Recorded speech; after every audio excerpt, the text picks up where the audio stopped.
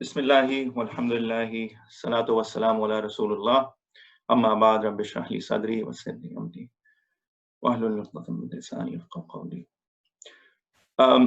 Bismillahirrahmanirrahim. So, assalamu alaikum, my dear brothers, my younger brothers. So, welcome to the first class of Quran for Teens. Let me just adjust it a little bit. Yes. So, first of all, a few ground rules. I know that I shared some messages over WhatsApp on the rules, but just one thing that in the first part, so we have about almost 1 hour in this class. In the first part, I will be taking you through certain concepts. In this class, we will not start as yet the study, translations, and meanings of Quran. This is just a setup class to give you a flavor of what is about to come and what you should expect from this course, and also what is expected from you. Okay.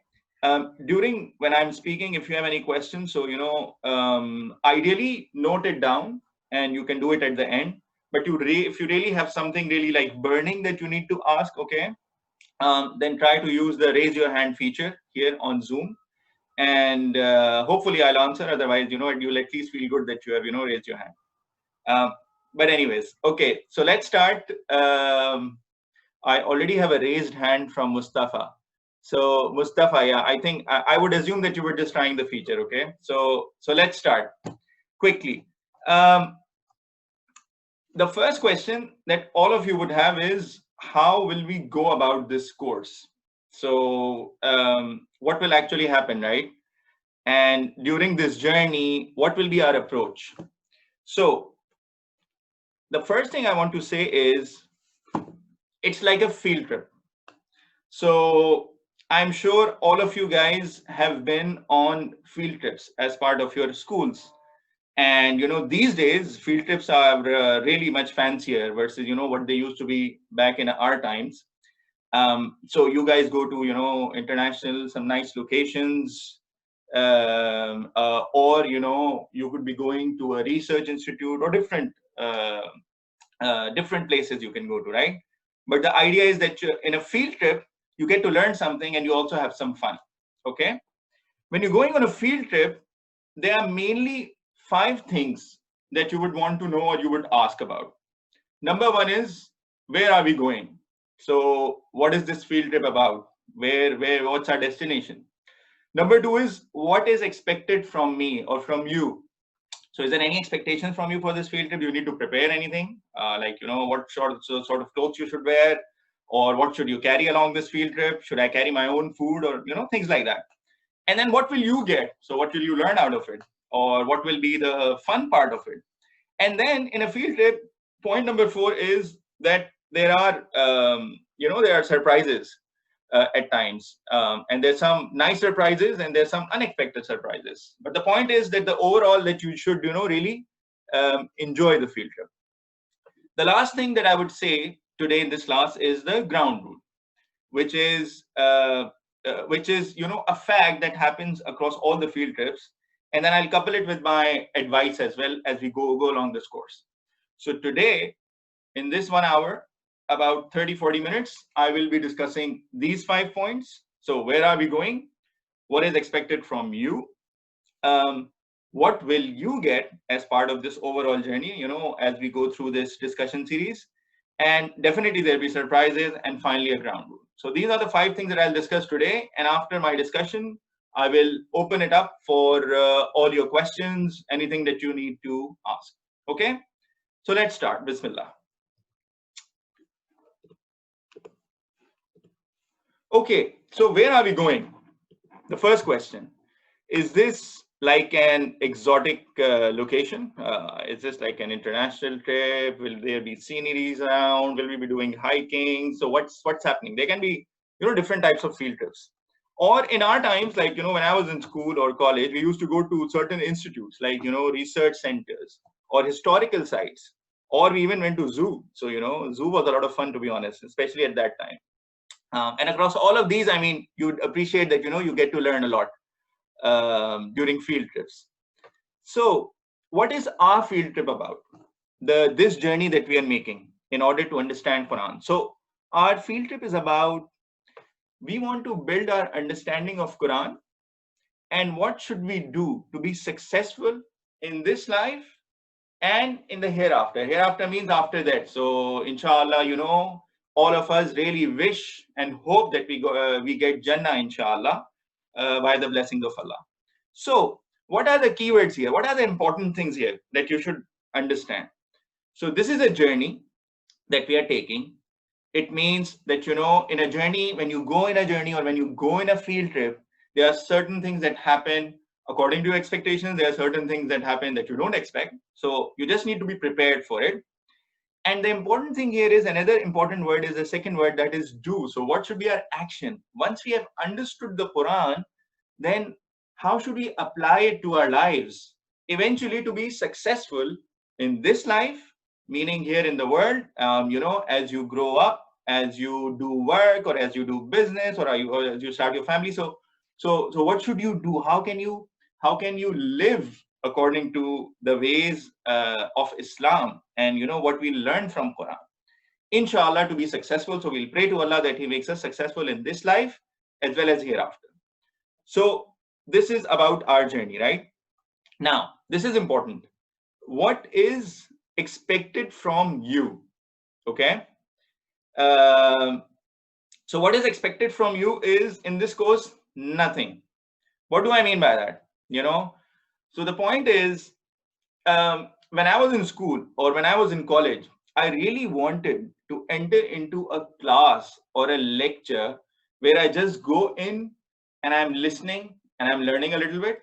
And there are no such expectations like, no pre-reading, no homework, nothing to memorize, no quizzes or exams, so zero pressure. I understand that these days, all of you have a lot of homework.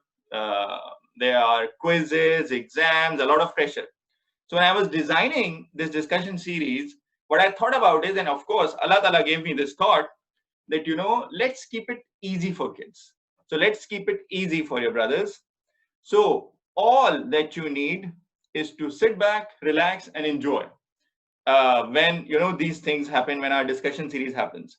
The only thing that I'll need from you is, I'll need your focus and your attention to listen to me what I'm saying. That's it.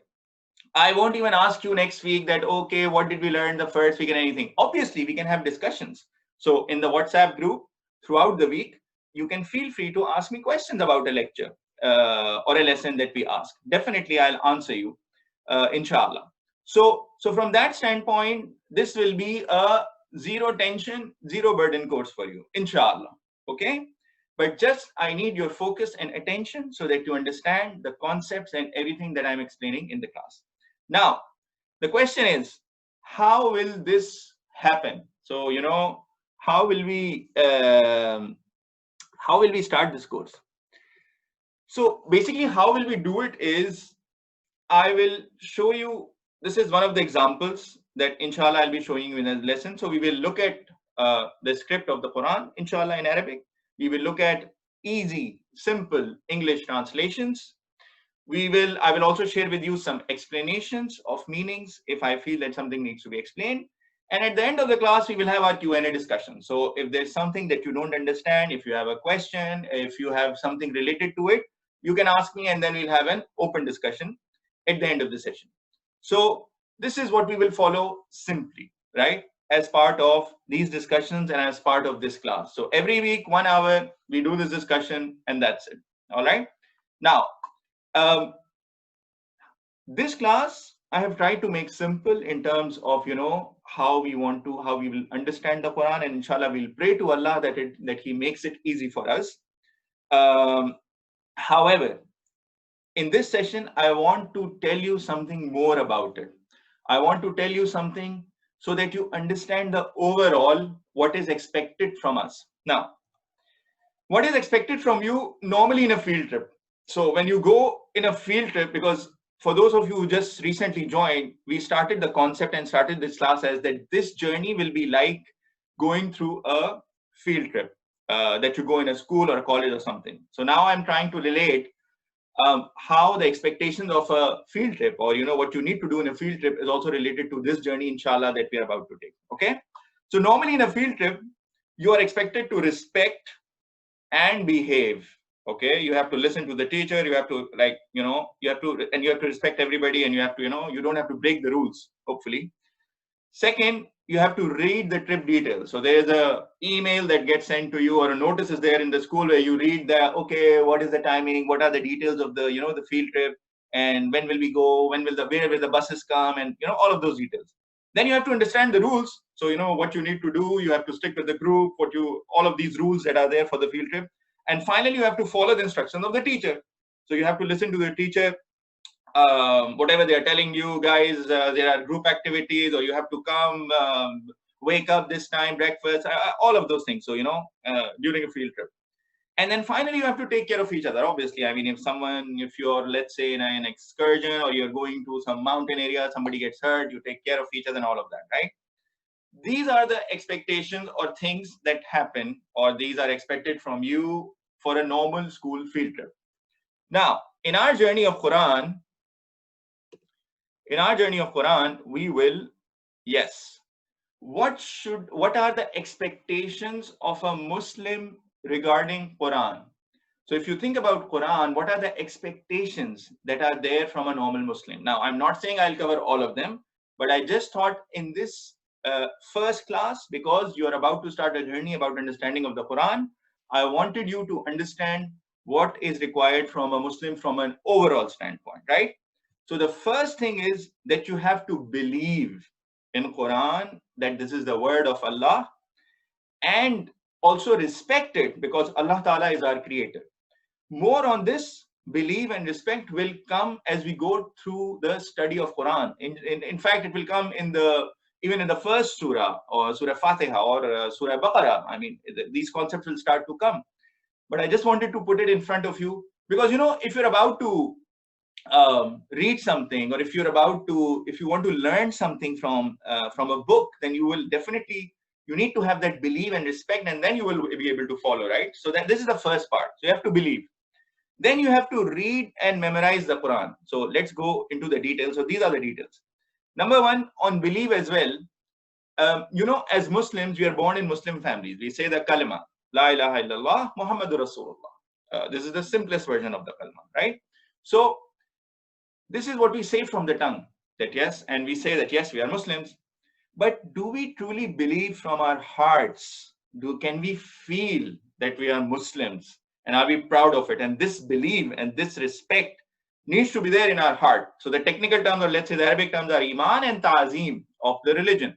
Okay, this is point number one. Point number two is read and memorize. So this is something that is expected from a Muslim, that we should read the Quran in the right way. There's a way that you need to pronounce the Arabic words, which is also called tajweed of the Quran. And of course, we are also expected to memorize it. Then comes, once you have read something, what do? You try to understand what's written. So the third step is understand the teachings, the explanation. The technical term is tafseer. Tafseer means to open something up, to expand something. So basically, you want to understand the meanings that are written in the Quran and the explanation. So inshallah, in this class, the journey that we will take, we will definitely, we will read the Quran, we will read the translations, and we will see the easy explanations of it, so that we can also understand and move to the next step, which is act. Once you have understood something, and if it is something related to an action, or somebody is guiding you, the expectation is that you will act accordingly. So you will do amal. Amal is an Arabic word of action, and ideally you should do good deeds, good actions that are told, and refrain from bad ones. Don't do the bad ones. So it's amal saleh that is expected from us, right? Then the last one is spread the message. So once you have learned something, act accordingly, and then while you are enjoying practicing it, and inshallah, when you are successful, you should ask others to join as well.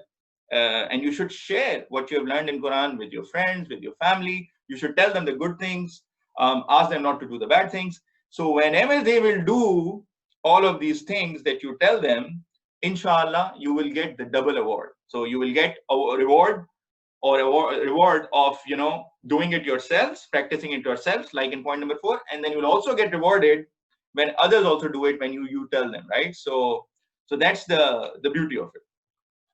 Now, The question is the third question. What will you get out of this? So normally in a field trip, what happens? When you're going to a field trip with a school, with your friends, with your teacher and everyone, you get to learn something, which is you get knowledge, right? So the other thing that happens is, which is very important. Sorry, I'm just admitting. Yes.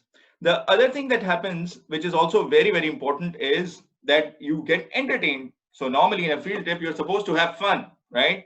So if you're going to a different country, or if you're going to even a research institute or a zoo, even as I told you guys, we usually have a lot of fun, right? In a field trip. So number one is we learn something. The other thing is that we get entertained and we have fun in a field trip. This is for a normal field trip. Now, in our journey or in our class, how will it go? Definitely, we will definitely have knowledge. And when I talk about knowledge, Allah Ta'ala has given us three sources of knowledge. So there are three types of knowledge or three ways that you can learn something. Number one is our five senses. So now I am in this world. Allah Ta'ala has given me the sense of sight. I can look at things. I can hear them. I can taste them with my tongue. I can touch them. I can feel them. These are all the normal five senses. I hope you guys are aware about them, right? So this is the first source of my knowledge. So I can get to know things around me by touching, feeling, all of these basic things, okay? Later on, I'll share an example of these three resources. So just to explain it very clearly to you, what do I mean? Second is intellect and reasoning. Intellect and reasoning means that Allah Ta'ala has given us a brain and a mind to think about things. So certain things you will see with your senses and feel and all of that. And then there is something called your mind or your intellect and reasoning that you will think about it. You will say, okay, you will think about certain things and you will create reasonings in your mind. So this is the second source of knowledge. These are two sources. The third one, which is very important for us to live our lives in a correct manner, is revelation, which is wahi in Arabic. What does wahi mean? Revelation. This is all the guidance that we get from Allah Ta'ala in the form of books, in the form of Quran, as well as all that we learn from the life of the Holy Prophet and the Hadith and the Sunnah that he performed, that we learn from him, right? So this is revelation. Quran and Sunnah as an explanation of that Quran. More of this will come as we go through our journey, inshallah. Or as we go through the first class and the second class, you will understand it better. But these are the three ways you can get knowledge, you can get information in this world. So basically, just to explain it to you, imagine that we have a rope in our hand, rope. So our five senses can tell us the color of the rope, the texture, which material it is made of, the smell. I don't know. I mean, if the rope was used to tie an animal in Eid al-Adha, you will get that smell, or maybe not.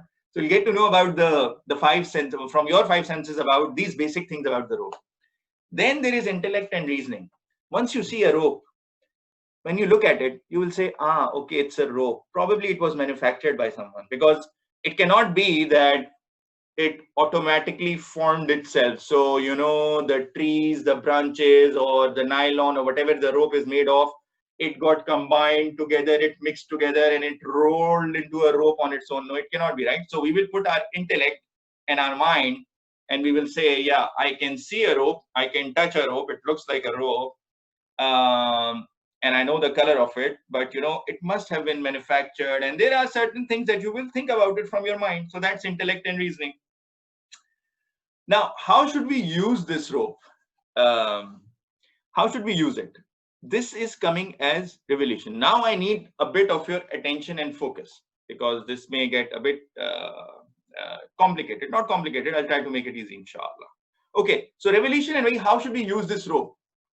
So imagine there's a person, he kills someone, an innocent person, he kills an innocent person.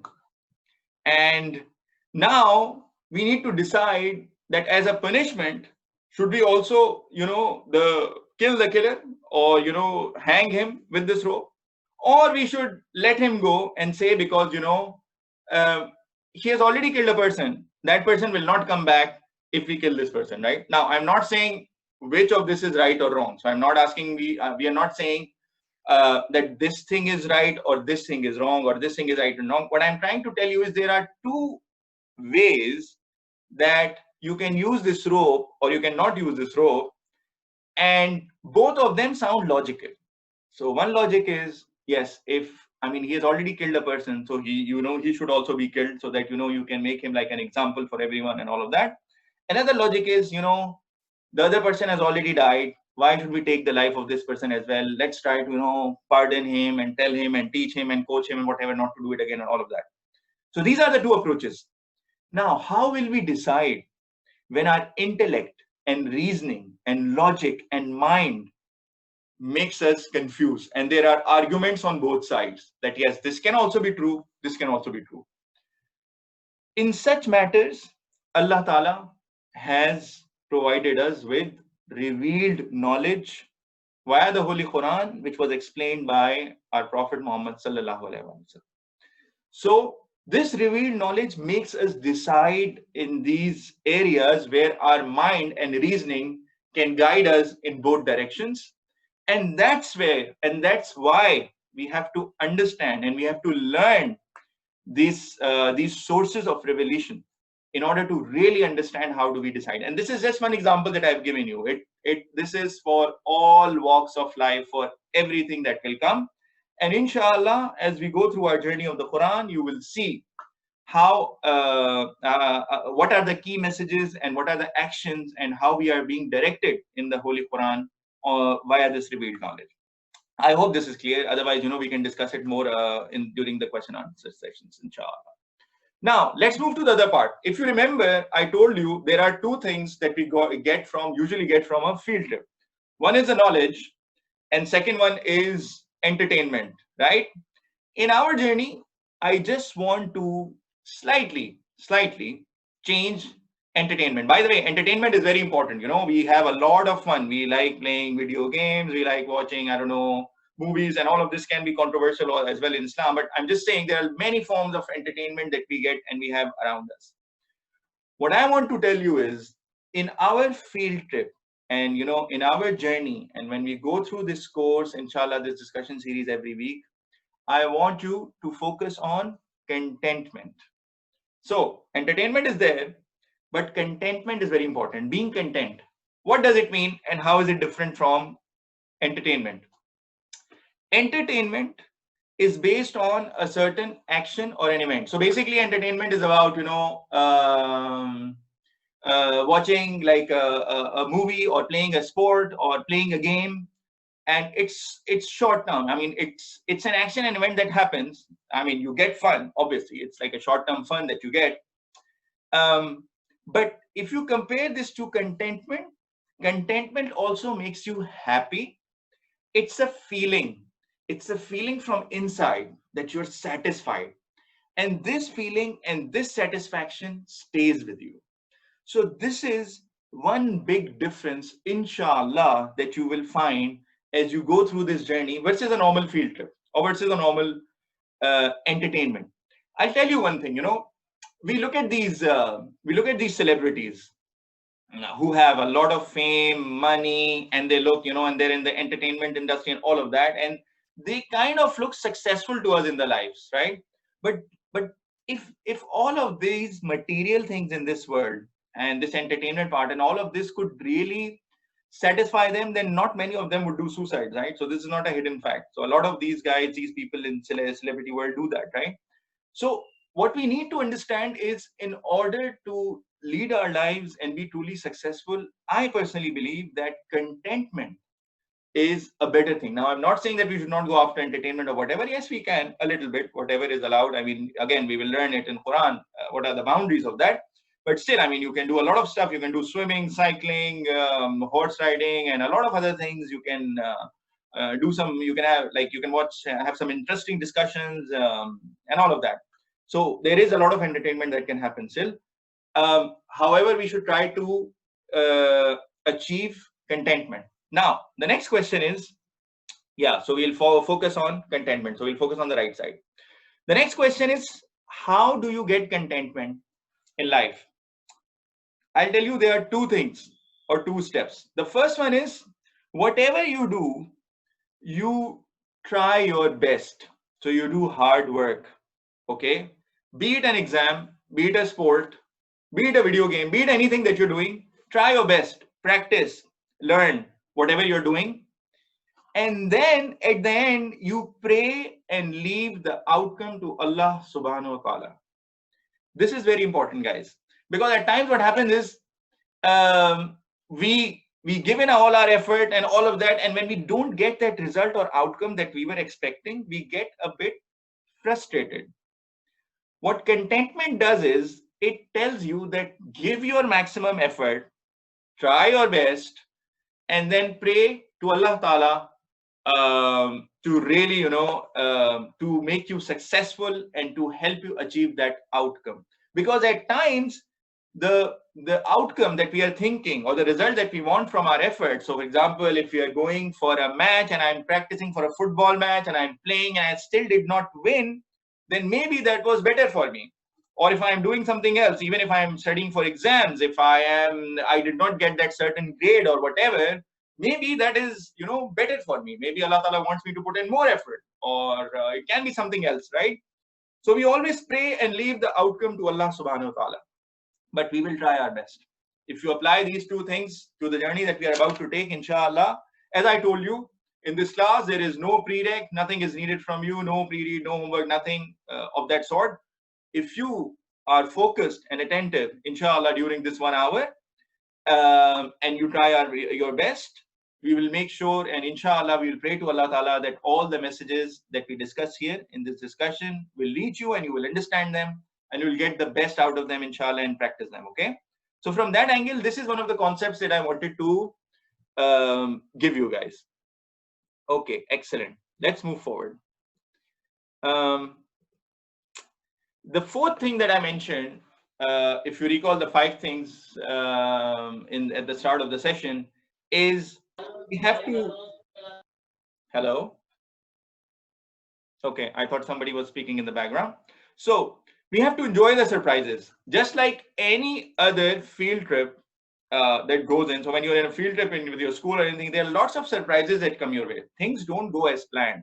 What I wanted to tell you is, once you go through the journey of the Quran, there will be certain information that will really delight you and all of that, certain information that may be difficult to understand, certain information that can make you uneasy, or you have to get more information about it. So really, these are just like a field trip. There will be a lot of surprises, and that's where we will do a lot of discussions and we'll try to explain so that the overall experience at the end becomes inshallah enjoyable for you. Okay. Finally, a ground rule and a piece of advice. So when you go on a field trip, and you go on a field trip, obviously after you take your parents' permission, and I hope that in this one as well, you guys have taken your parents' permission to join this class, inshallah. So I'm assuming that it's done. So you've already taken the permission part. Now, once the journey starts let's say in a school field trip, when you're going, you're all in a same school bus, right? So you go to a place, let's call it, let's say, a zoo. So you go to a zoo.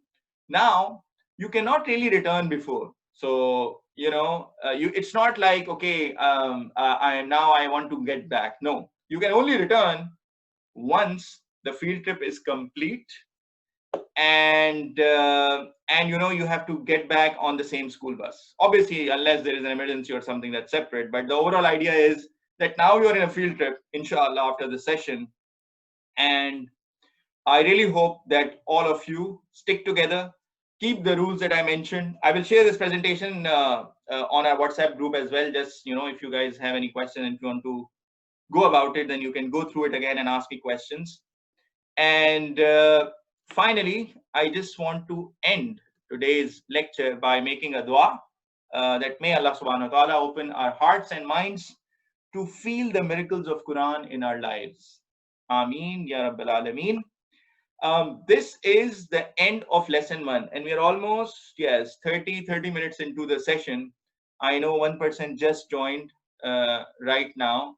So just to quickly recap, what we discussed today was that our journey of understanding the Quran, inshallah, and trying to implement it in our lives will be like a field trip.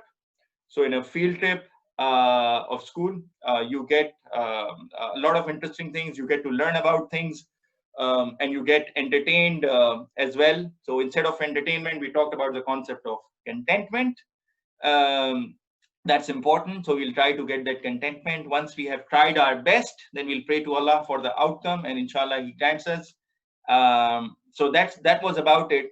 And then there are, certain surprises that can also come our way. So we have to be ready, and we have to just make sure that we continue on the journey together. Okay. Now the last part of this class is about questions and discussions. It can be regarding this chapter, or it can be regarding anything else. Let me just stop share so that I can have a look at all of you. Excellent. Very good. So I will open up the floor for any questions from your side.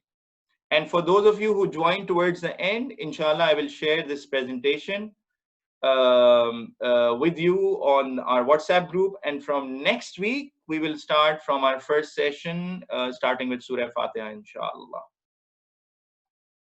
Any questions from anyone? Feel free. Assalamu alaikum. My name is Abdullah and I'm from Dubai. I have one question. I really liked the presentation, but my question is, we'll inshallah be completing the whole Quran, right? Yes. Thank you, Abdullah. Wa alaikum assalam wa rahmatullahi wa barakatuh. So yes, we will be going in sequence, and we will be completing the full Quran, inshallah. But we will take it piece by piece. And yes, we will also continue to pray to Allah for our guidance as well. Any other question, guys?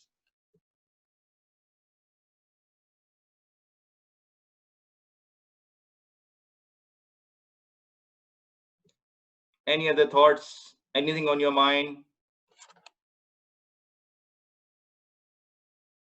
Can I assume everything was clear?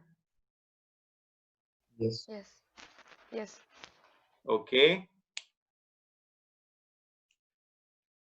Excellent. Then I think we can give all ourselves a gift of time, and yeah, I mean, we can end today's session. We are a bit early. We have planned for about an hour.